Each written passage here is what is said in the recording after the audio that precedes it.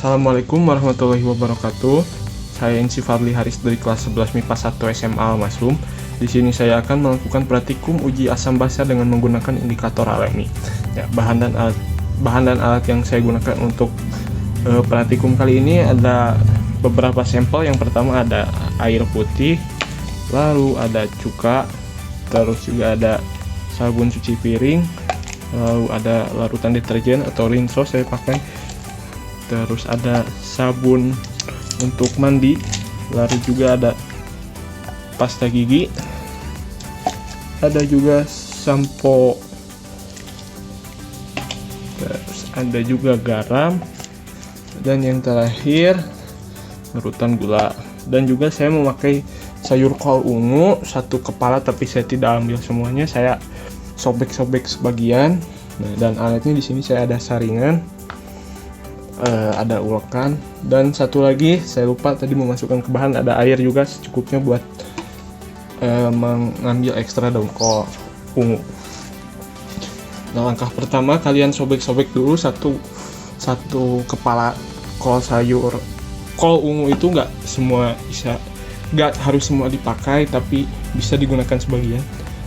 Lalu kalian sobek-sobek terlebih dahulu seperti ini. Lalu sudah itu tambahkan air secukupnya. Nah, sesudah saya tambahkan air, saya akan ulek untuk mengambil ekstra daun kol ungunya. Tapi di bagian mengulek saya akan skip dulu karena agak sedikit lama. Saya akan kembali setelah kol ungu tersebut sudah menjadi ekstra kol ungu. Ya, setelah beberapa saat saya ulek atau saya ambil ekstraknya, hasilnya akan seperti ini. Warnanya akan menjadi ungu.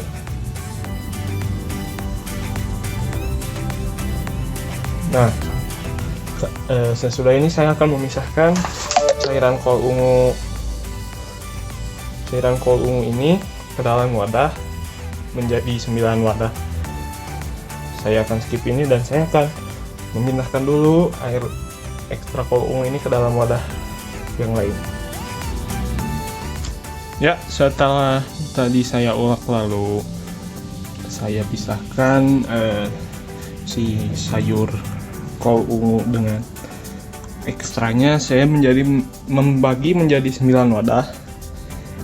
Ya, wadah pertama untuk air putih, yang kedua untuk larutan cuka, yang ketiga untuk larutan rinso, yang keempat untuk larutan sabun, yang kelima untuk larutan pasta gigi, yang keenam untuk larutan sampo, yang ketujuh untuk larutan garam, yang kedelapan untuk larutan gula, dan yang terakhir untuk larutan sabun cuci piring.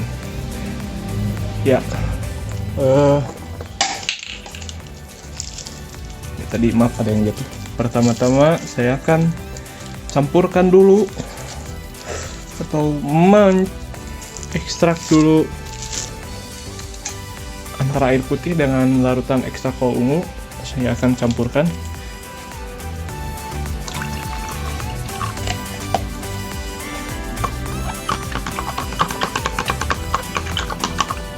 Ya, warnanya tidak berubah, tetap sama-sama ungu.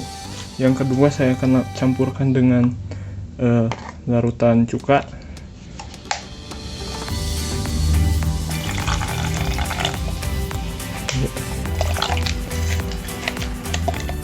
Warnanya berubah menjadi seperti ini. Yang ketiga saya akan campurkan larutan rinso.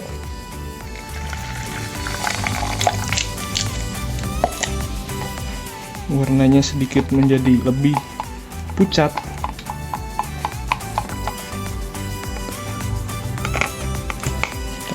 Lagi.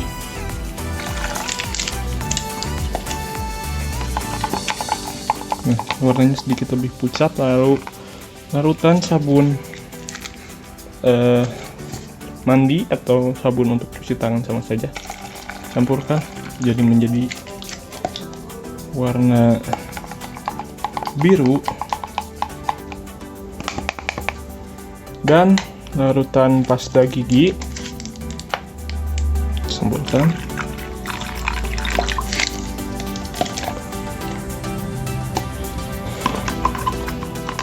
sedikit lebih terang tapi tidak terlalu pucat seperti sabun rinso. Yang keenam, saya campurkan larutan shampoo.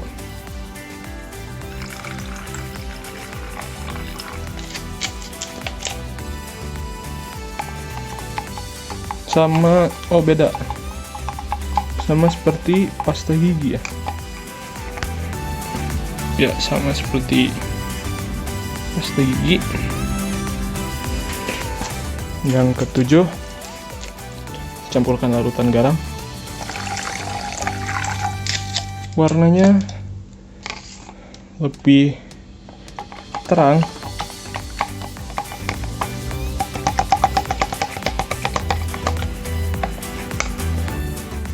Dan ke-8, larutan gula.